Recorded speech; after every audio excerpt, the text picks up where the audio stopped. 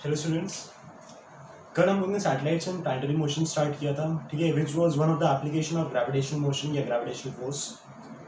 हम लोग ने देखा था कि फॉर डिफरेंट पॉसिबल वेलोसिटीज हम लोग के पास डिफरेंट पॉसिबल पाथ्स आ रहे थे सैटेलाइट्स के, ठीक है। कहीं एलिप्स आ रहा है, तो कहीं सर्कुलर पाथ आ रहा था, कहीं पैराबोलिक पाथ आ रहा था, कहीं पे हाइपरबोलिक पाथ आ रहा था, ठीक है। अब सर कोई भी पाथ आ रहा है वो हमको कैसे पता चल रहा है? ऑब्वियसली हम लोग ने उन पाथ्स के लिए, वो डिफरेंट पॉसिबल वेलोसिटीज के लिए इक्वेशन ऑफ ट्रैजेक्टरी क्या आ रही थी हम लोग ने पहले वो कैलकुलेट किया। और कहीं कहीं पे इक्वेशन ऑफ ट्रैजेक्टरी एलिप्स की आ रही थी, कहीं पे इक्वेशन सर्कल की आ रही थी, कहीं पे इक्वेशन पैराबोलिक आ रही थी, कहीं पे इक्वेशन हाइपरबोलिक आ रही थी। आ रही इस बात में इससे हमको पता चला था कि डिफरेंट पॉसिबल पाथ्स क्या क्या है, ठीक है। खैर उसकी ज़्यादा डिटेल में हमको जाना नहीं है, हम लोग को बस ये पूछा जाएगा कि वो पाथ किस नेचर का है, सर्कुलर है, पैराबोलिक है, एलिप्टिकल है, क्या है, ठीक है।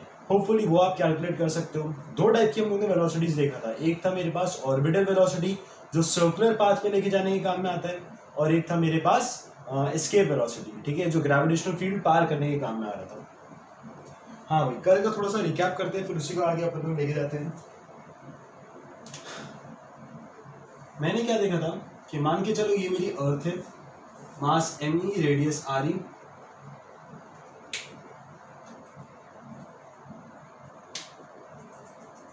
Eight a distance r from its centre मैं उस पार्टिकल को, उस सैटेलाइट को मैं मान के चलो VS वेलोसिटी दे रहा हूँ, ठीक है। और फॉर डिफरेंट पॉसिबल पाथ्स कहीं पे मेरे पास VS less than orbital velocity थी।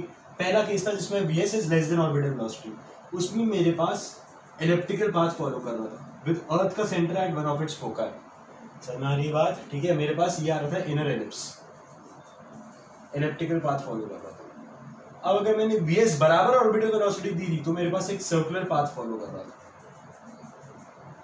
हमारी बात, मेरे पास एक सर्कुलर पाथ फॉलो कर रहा था। अब मैंने मान के चलो वेलोसिटी और ज्यादा बढ़ा दी, मैंने सैटेलाइट वेलोसिटी और ऑर्बिटल वेलोसिटी से बढ़ाया लेकिन एस्केप वेलोसिटी से कम रखा, तो फिर से मेरे पास एक एलिप्टिकल पाथ आ रहा था, ठीक है, आउटर एलिप्स। अब मैंने वेलोसिटी एग्जैक्टली एस्केप वेलोसिटी बराबर कर दी, मतलब ग्रेविटेशनल फील्ड पार करने वाला तो क्या घूम के आएंगे या चला जाएगा, चला जाएगा। तो मेरे पास ऐसा पाथ दिखाई दे रहा था पैराबोलिक, वो वापस घूम के नहीं आने वाले, पैराबोलिक पाथ वो टू द इंफिनिटी मेरे पास पहुंचेगा। अगर मैंने मान के चलो सैटेलाइट की वेलोसिटी एस्केप वेलोसिटी से भी ज्यादा रखा होता तो मेरे पास पाथ जो होता था वो होता था हाइपरबोलिक, उसमें भी वापस घूम के नहीं आता। समझ में आ रही बात, ठीक है। तो ये डिफरेंट पॉसिबल पाथ्स हम लोगों ने कल देख लिया था, which was at a distance r from the centre of earth. Sir ये सब तुम लोगों को बात समझ में आ गई। अब एक बात बताओ सर, ये जो आप एट ए डिस्टेंस r की जो बात कर रहे हो, ये आपने सैटेलाइट को एट ए डिस्टेंस r पहुंचाया कैसे? अर्थ सरफेस तो यहाँ पे है, तो अर्थ सरफेस से r डिस्टेंस तक आप लोगों ने पहुंचाया कैसे, पहले ये समझो, ठीक है। तो अब हम लोग ये देखेंगे कि सैटेलाइट को हम लोग को r डिस्टेंस पर लेके कैसे जाया जाता है, ठीक है, और उसके बाद और क्या क्या चीजें होने वाली, ठीक है। देखिए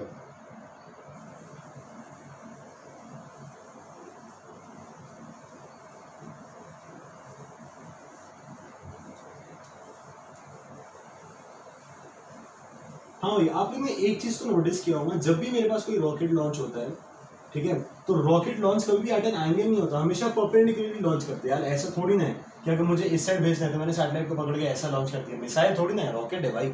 समझ में आ रही बात। तो रॉकेट को हम लोग हमेशा अर्थ के रिस्पेक्ट में वर्टिकली हम लोग लॉन्च करते हैं, परपेंडिकुलर टू सरफेस ऑफ। समझ में आ रही बात। तो इसके बाद होता क्या है सर, रॉकेट में मेनली हम लोग के पास दो पार्ट रहता है। कैसे मैं समझाता हूँ, टू पार्ट्स फॉरवर्ड, वो मैं आपको समझा रहा हूँ। पहले हम लोग रॉकेट को उस डिस्टेंस तक लेके जाते हैं, ठीक है, पहले हम रॉकेट को उस डिस्टेंस तक लेके जाते हैं जिस ऑर्बिट पे हम लोग को घुमाना था, जिस ऑर्बिट पे हम लोग को घुमाना था। आ रही बात समझ, ठीक है।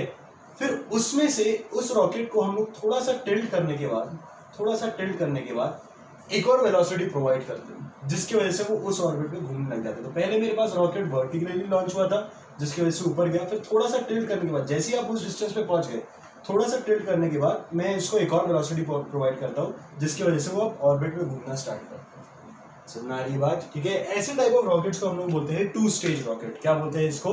टू स्टेज रॉकेट, ठीक है। ये आप लोग की बोर्ड्स के सिलेबस में काम में आएगा, तो समझो होता क्या है।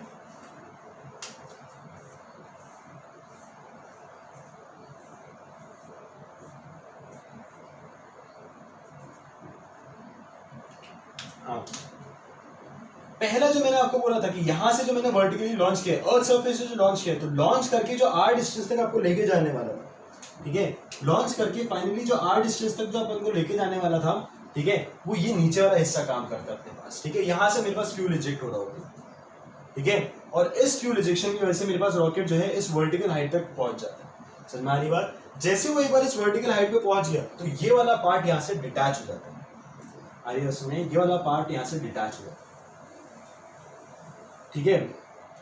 फिर उसके बाद इस रॉकेट को थोड़ा सा टिल्ट किया जाता है, ठीक है, कि जिस डायरेक्शन में आपको लेके जाना था, टिल्ट करने के बाद फिर उसको एक सेकेंड वेलोसिटी मिलती है जो ये वाला थ्रस्टर प्रोवाइड कर रहा होता है।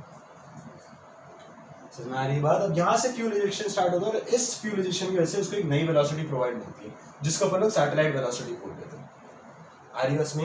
एक बार जब उसके पास वो सैटेलाइट वेलोसिटी मिल गई, ठीक है, मान के चलो वीएस मेरे पास ऑर्बिटल वेलोसिटी के बराबर होगी।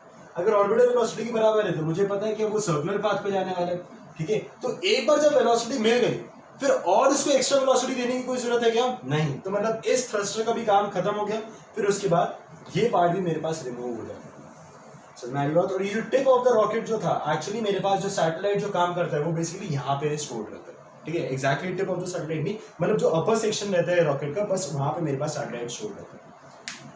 समझ में आ रही बात? तो नीचे वाले जो दो हिस्से थे, ठीक है, पहला हिस्सा इसको सरफेस से उस ऑर्बिट रेडियस तक लेके जाने के काम में आ रहा है, दूसरा हिस्सा उसको सैटेलाइट वेलोसिटी देने के प्रोवाइड करने के काम में आ रहा है, ठीक है। और एक बार जैसे उसको सैटेलाइट वेलोसिटी मिल गई फिर वो दूसरा हिस्सा भी निकल जाता है और मेरे पास से सैटेलाइट जो है वो काम वहां पे रहने लगता है, ठीक है। एक बार आप रॉकेट लॉन्चिंग का एक वीडियो जरूर देखिएगा इसके बाद, ठीक है, आपको समझ में आएगा कि मैं क्या बोल रहा हूँ। समझ में आ रही बात? ठीक है।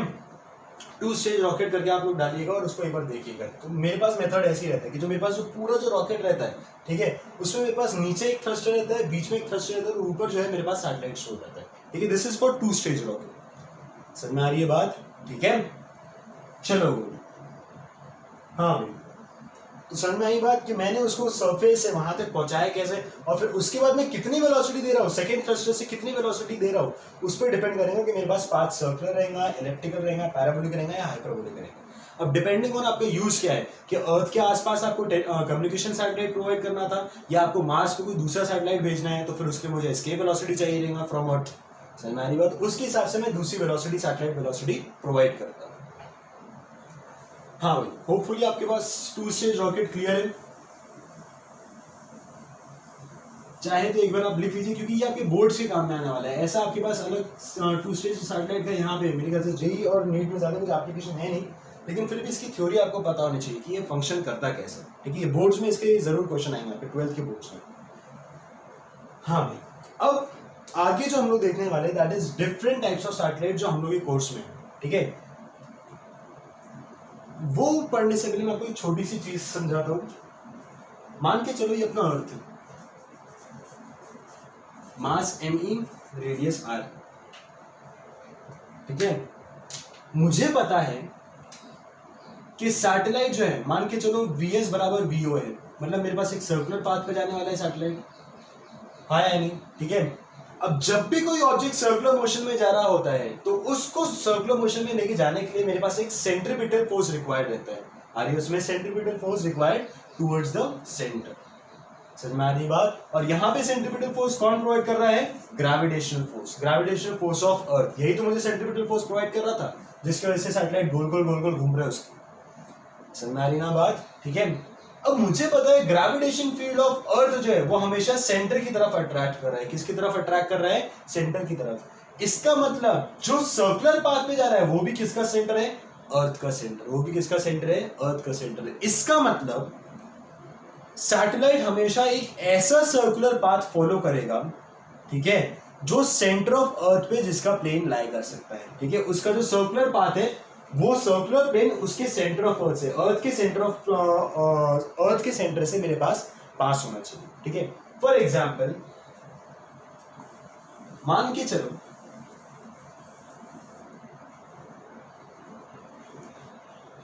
ये मेरे पास अर्थ दी गई है, मास ME, रेडियस RE, फिलहाल मिटा देता हूं, और डिफरेंट पॉसिबल पाथ्स आपको दिया गया। फर्स्ट,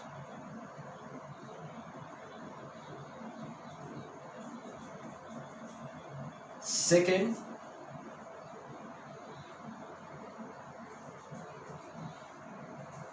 थर्ड, ठीक है, और मान के चलो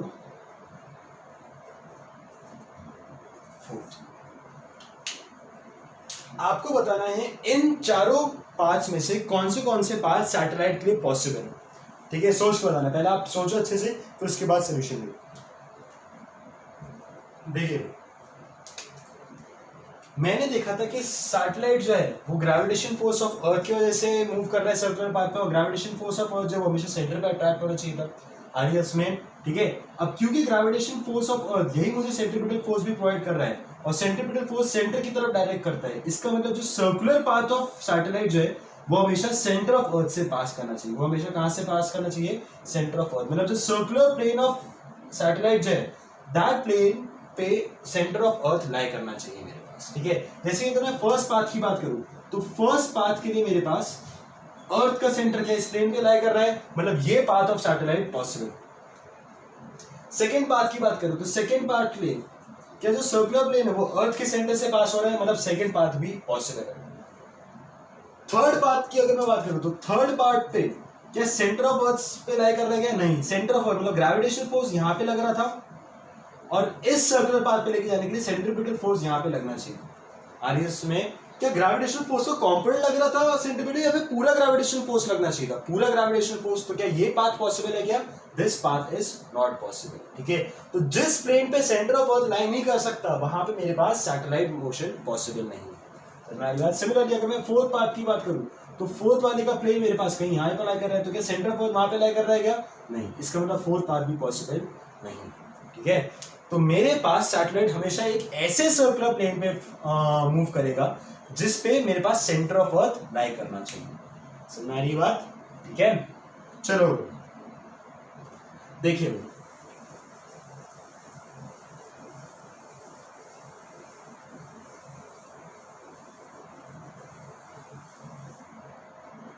होपफुली आपको इसका रीजन भी समझ में आ गया, क्योंकि ग्रेविटेशनल फोर्स ही सेंट्रीपिटल फोर्स प्रोवाइड कर रहा है आरईएस में। इसका मतलब मेरे पास नेट ग्रेविटेशनल फोर्स जहां पे वहीं पे मेरे पास नेट सेंट्रीपिटल फोर्स भी आना चाहिए, ठीक है। सुनिए भैया, नेक्स्ट हम लोग देखते हैं डिफरेंट पॉसिबल सैटेलाइट जो हम लोग अभी मतलब डिफरेंट टाइप ऑफ सैटेलाइट जो अभी हम लोग के सिलेबस में है। मेनली दो टाइप के हम लोग देखने वाले, एक होंगे पोलर सैटेलाइट्स और एक होंगे मेरे पास जियो स्टेशनरी सैटेलाइट्स, ठीक है, जिनको हम लोग को थोड़ा सा डिटेल में पढ़ना है। समझाता हूँ है क्या। सबसे पहले बात करते हैं जियो स्टेशनरी सैटेलाइट्स।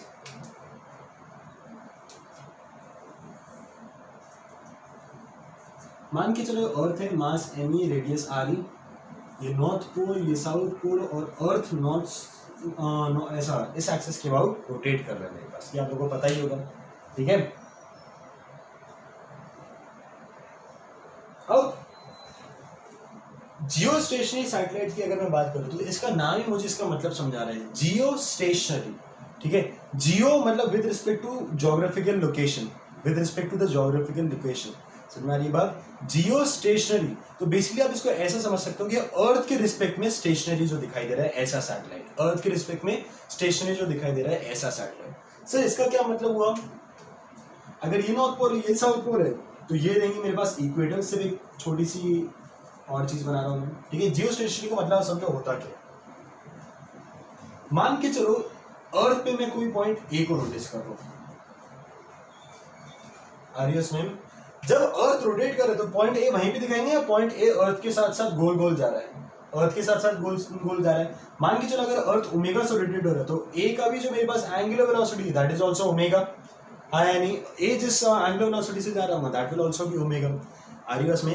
अब मैं क्या चाहता हूं कि मैं एक ऐसा सैटेलाइट रखूं जो हमेशा पॉइंट ए के ऊपर ही होना चाहिए, जो हमेशा पॉइंट ए के ऊपर ही होना चाहिए।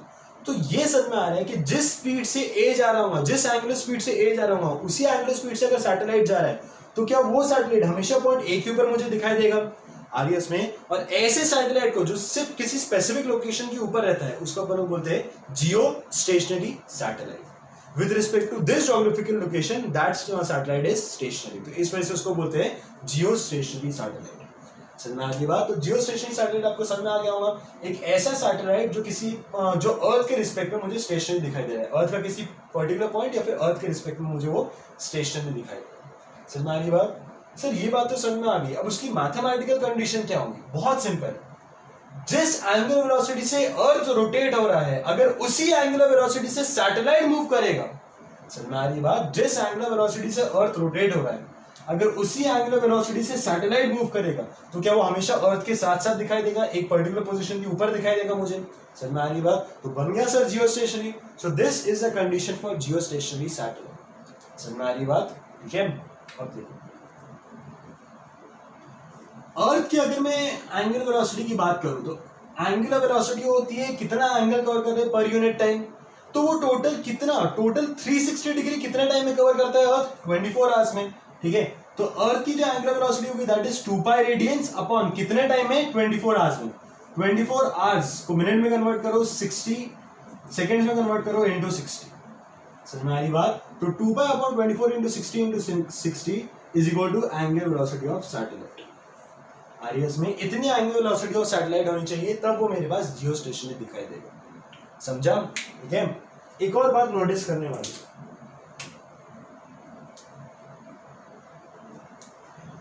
मैंने बोला था सैटेलाइट का कोई भी ऐसा पाथ पॉसिबल है, ठीक है, जो सेंटर ऑफ अर्थ पे जिसका कोई भी ऐसा सर्कुलर प्लेन पॉसिबल है जिस प्लेन पे सेंटर ऑफ अर्थ लाई कर रहा है, मतलब सैटेलाइट इस सर्कुलर प्लेन पे भी जा सकता था, इस सर्कुलर प्लेन पे भी जा सकता था, 1 पे भी 2 पे भी। समझ में आ रही बात? अच्छे से देखो तो सैटेलाइट तो इस सर्कुलर प्लेन पे भी जा सकता है क्योंकि फिर भी कंडीशन सेटिस्फाइड है, तो थर्ड इस पे भी लाई कर सकता है। ठीक है, अब जियोस्टेशनरी समझो, मान के चलो अगर सैटेलाइट जो है मैं चाहता हूँ कि पॉइंट ए के ऊपर रहना चाहिए, मैं चाहता हूँ कि पॉइंट ए के ऊपर रहना चाहिए। समझ में आ रही बात? ठीक है, तो पॉइंट ए के ऊपर अगर मुझे रहना चाहिए तो मैं चाहता हूँ कि मेरे पास जिस रफ्तार से ए जा रहा है उसी रफ्तार से सैटेलाइट भी जाना चाहिए था। ठीक है, अगर मान के चलो मैं फर्स्ट पाथ कंसिडर करता हूँ, ठीक है, तो पॉइंट ए ऐसा मूव कर रहा है मेरे पास, अच्छे से देखो तो पॉइंट ए फिलहाल इस डायग्राम के हिसाब से हॉरिजॉन्टली मूव कर रहा है आरियस में, तो अगर सैटेलाइट को उसके ऊपर रहना है तो सैटेलाइट को भी हॉरिजॉन्टली मूव करना चाहिए था। समझ में आ रही है बात? ठीक है, मतलब फर्स्ट पाथ के लिए पॉइंट ए के ऊपर क्या सैटेलाइट पॉसिबल है कि ऐसा सैटेलाइट हमेशा पॉइंट ए के ऊपर ही रहे? बिल्कुल पॉसिबल है। समझ में आ रही बात? एक और बार वापस सुनो,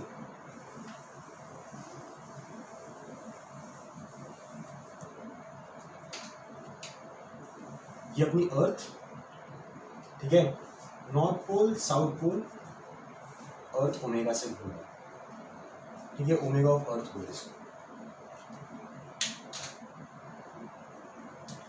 हाँ, ये थी अपनी इक्वेटर,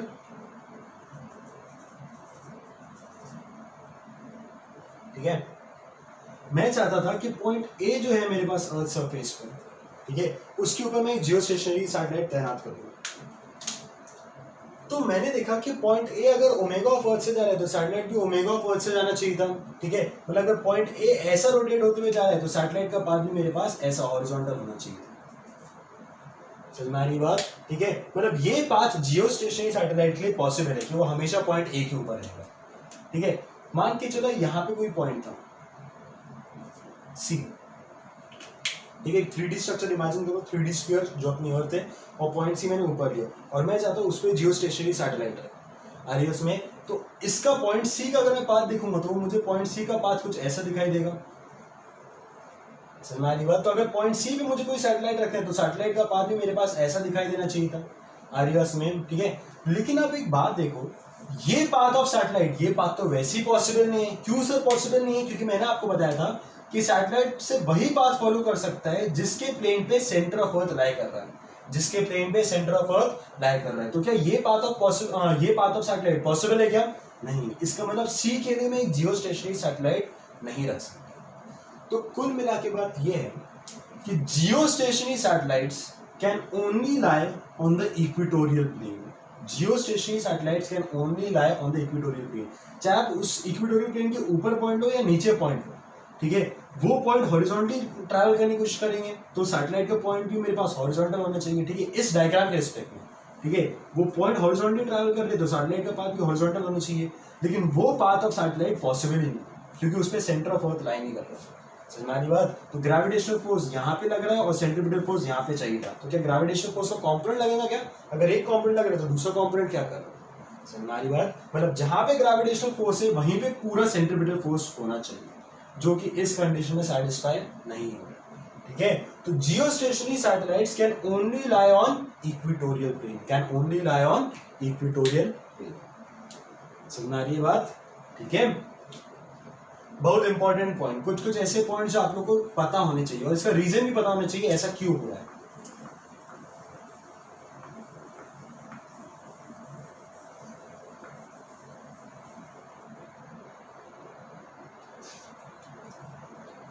हाँ भाई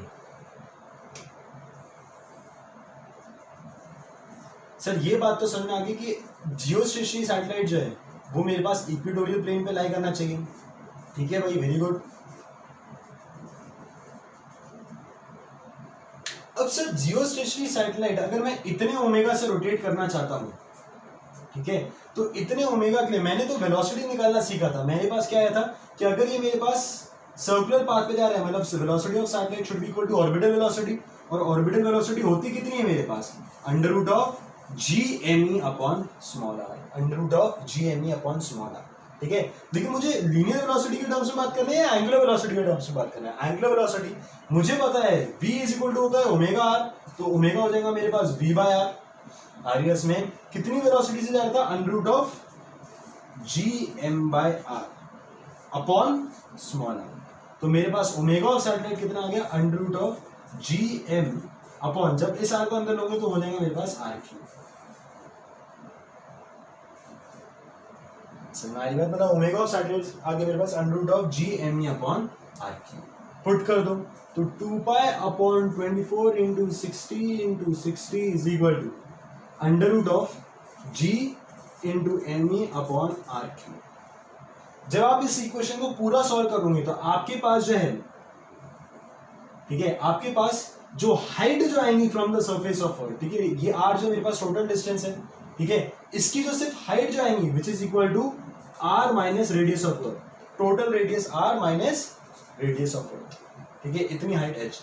ठीक है, तो ये जो h की वैल्यू जो आती है ये आती है मेरे पास कुछ 36,000 किलोमीटर। कितनी आती है मेरे पास, 36,000 किलोमीटर। इसका मतलब जियोस्टेशनरी सैटेलाइट मेरे पास इक्वेटोरियल प्लेन पे लाई करना चाहिए, और कितने हाइट पे लाई करना चाहिए, 36,000 किलोमीटर अप्रोक्स, इतना हो जाता है मेरे पास। समझ में आ गई बात? ठीक है, समझ में आ रही बात? और जियोस्टेशनरी सैटेलाइट की खासियत क्या है, जियोस्टेशनरी मतलब with respect to a particular point वो हमेशा उसके ऊपर दिखाई देगा। समझ में आ रही बात? जैसे मुझे किसी पर्टिकुलर जगह को देखना है कि भाई यहाँ पे क्या हो रहा है पूरे 24 आवर्स में, ठीक है, तो मान के चलो अगर सैटेलाइट आगे या पीछे चले गया तो क्या मैं उस पॉइंट को देख रहा हूँ या किसी दूसरे पॉइंट को देखने लग गया, दूसरे पॉइंट को देखने लग गया। लेकिन अगर मुझे उसी पॉइंट को नोटिस करना है तो मैं वहां पे एक जियोस्टेशनरी सैटेलाइट लॉन्च कर दूंगा। समझ में आ रही बात? तो मैं हमेशा उस पॉइंट की रीडिंग देखते रहूंगा कि क्या थी क्या थी क्या थी। समझा? ठीक है, चलो होपफुली आपको जियोस्टेशनरी सैटेलाइट समझ में आ गया। ठीक है, जियोस्टेशनरी सैटेलाइट्स के बाद हम लोग जो पढ़ने वाले हैं that is polar satellite, that is polar satellite.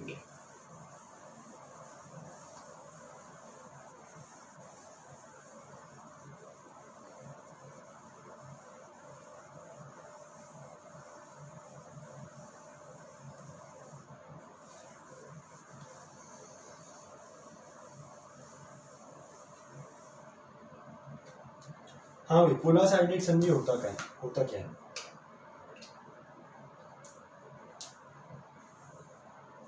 मान के चलो अर्थ मास एमी रेडियस आ रही, बड़े समझदार हो, अभी तक तो आपको समझ भी गए होंगे पोलर सैटेलाइट मतलब होता क्या है।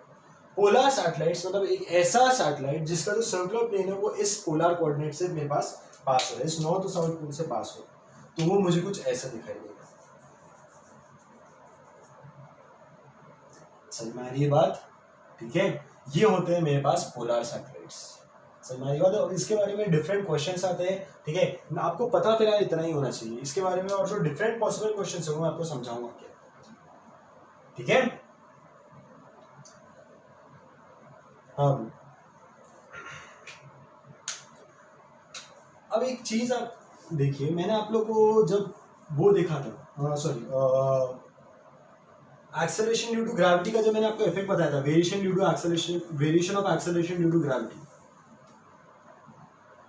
तब मैंने आपको बताया था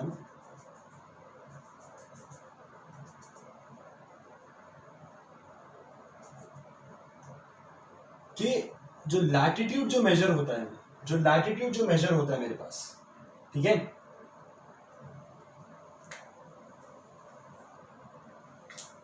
हाँ भाई सॉरी फॉर द इंटरप्शन, हाँ भाई हम लोगों ने देखा था जो लैटिट्यूड जो मेजर होता है मेरे पास वो यहां से मेजर होता है, जिस एंगल को मैं अल्फा बोल रहा था, ठीक है। तो अच्छे से देखो कि पोल्स के लिए, नॉर्थ पोल के मेरे पास लैटिट्यूड की वैल्यू कितनी हो गई 0 डिग्री, और इक्वेटर के लिए मेरे पास लैटिट्यूड की वैल्यू कितनी हो गई 90 डिग्री। ये एंगल जो होता है इसको बोलते हैं लैटिट्यूड, और यहां से जो हम लोग मेजर कर रहे होते हैं इसको हम लोग बोलते हैं को लैटिट्यूड, इसको हम लोग क्या बोलते हैं को लैटिट्यूड। कहीं पे आपके पास अगर ऐसे क्वेश्चन आ गया को लैटिट्यूड तो आपको पता होना चाहिए बस, ठीक है। चलिए भाई यहां तक क्लियर है। नेक्स्ट टॉपिक पे आते हैं, ठीक है। छोटे छोटे से टॉपिक से बस वो एंडिंग की बात है ये ग्रेविटेशन की, बस वही कंप्लीट करना अपन लोगों को। नेक्स्ट जो है वो है कम्युनिकेशन सिस्टम ऑफ सैटेलाइट्स। कैसे देखो, अब सर मान के चलो आपने जो बोला वो सब समझ में आया, ठीक है। मान के चलो मेरे पास ये अर्थ है, मास me, रेडियस re, और मेरे पास आर डिस्टेंस स्मॉल r, मान के चलो एक सैटेलाइट है, समझ बात। तो सर ये सैटेलाइट कितना रीजन कवर कर रहा होगा मुझे ये देखना है, ये सैटेलाइट कितना रीजन कवर कर रहा होगा, ठीक है। तो बेसिकली इस सैटेलाइट की अगर मैं बात करूं तो इसका कितना रीजन कवर कर सकता है, अर्थ सरफेस का कितना रीजन कवर कर सकता है, वो पता करने के लिए मैं यहां से 2 टैंजेंट ड्रॉ करूंगा। समझ आ रही है बात, ठीक है।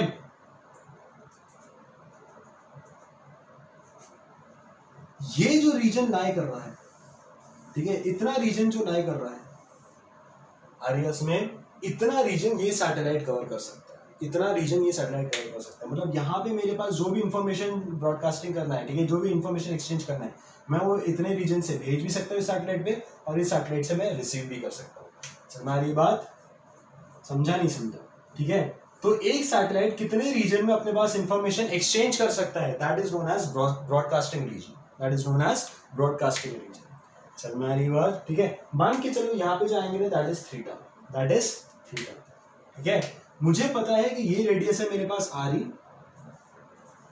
और satellite at a distance of small r from earth surface पे, satellite at a distance of small r from centre of earth से, ठीक है। तो मुझे देखना था कि ये एंगल कितना फॉर्म होता है, मैं क्या करता हूँ इस ट्रायंगल को वापस अलग से बना दूँ, ठीक है। छोटे छोटे से कॉन्सेप्ट से जो आपको डायरेक्टली पूछे जा सकते हैं, तो निकालते कैसे मैं आपको बस वो समझा, ठीक है। अब अगर मेरे पास राइट एंगल ट्रायंगल, तो मैं बोल सकता हूँ RE upon small r, RE upon small r, adjacent upon hypotenuse, this is cos theta, ठीक है। जो थीटा आ रहा है that is cos inverse of RE upon small r। जितना एंगल यहाँ पे कवर हो रहा है इतना एंगल कवर यहाँ पे हो रहा है, मतलब जो टोटल एंगुलर ब्रॉडकास्टिंग रीजन जो आ रहा है that is 2 cos inverse of RE upon small r। समझ आ रही बात, ठीक है। कोई डाउट? पक्का? ये हो गया मेरे पास ब्रॉडकास्टिंग रीजन ऑफ सैटेलाइट, ठीक है। हाँ भाई, इसके सिवा आपके पास जो कम्युनिकेशन सैटेलाइट्स वगैरह जो आने वाले हैं वो मैं आपको बोर्ड्स के टाइम में जब रहेगा, वो प्योरली थ्योरेटिकल टॉपिक्स है, ठीक है, जो आपको याद होना चाहिए, तो उसी टाइम में आपको और अच्छे से डिटेल नहीं पढ़ाऊंगा। होपफुली सैटेलाइट और उसकी थ्योरी आपको समझ में आई है। अगर आपको कुछ भी डाउट है तो आप लोग मुझे व्हाट्सएप करिए, मैं आपको फिर वापस वो क्लियर कर दूंगा, ठीक है। नेक्स्ट चैप्टर में स्टार्ट करने वाला हूँ SHM वेव्स, ठीक है। तो आई सजेस्ट कि पहले से आप थोड़ा सा टॉपिक पढ़ के रखिए, फिर उसके बाद मेरी वीडियो लेक्चर्स देखिए। चलिए।